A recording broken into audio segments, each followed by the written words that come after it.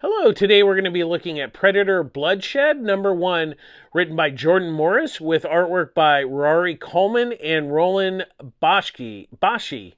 So, in the near future, Earth's fiercest fighters have gathered for an underground tournament organized by the Shadow Organization. But all hell breaks loose when a predator enters the ring, and now the fighters are not only battling for just the grand prize, but for their very lives. That's the elevator pitch from Marvel. Now that Marvel owns Fox, they now have the license for they own Predator, Aliens, Planet of the Apes, all sorts of stuff. So Marvel has been doing quite a few comics based on both Predator, Aliens, and recently Planet of the Apes. And it's been really interesting. I think they're interesting. They're all interesting characters. Predator is quite interesting, but the kind of question is, what can you really do with it? He doesn't talk and things like that. And I have to give Morris, I think, it may not be the most brilliant concept, but I think it's a decent, good concept. Of having him kind of be in this underground, fight club, basically. That itself is like, okay, that's kind of different. It's not something I would expect.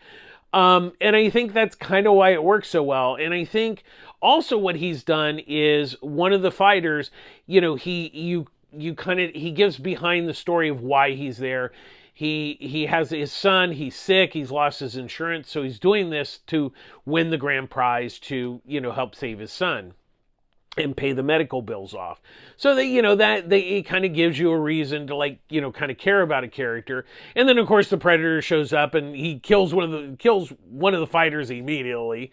So it'll be really interesting to see, how this all suss's out. Coleman and Bashi's art is actually pretty nice. I mean, it's not, the most flashiest or anything, but it does what it needs to do. And that's pretty much what, the best you could ask for.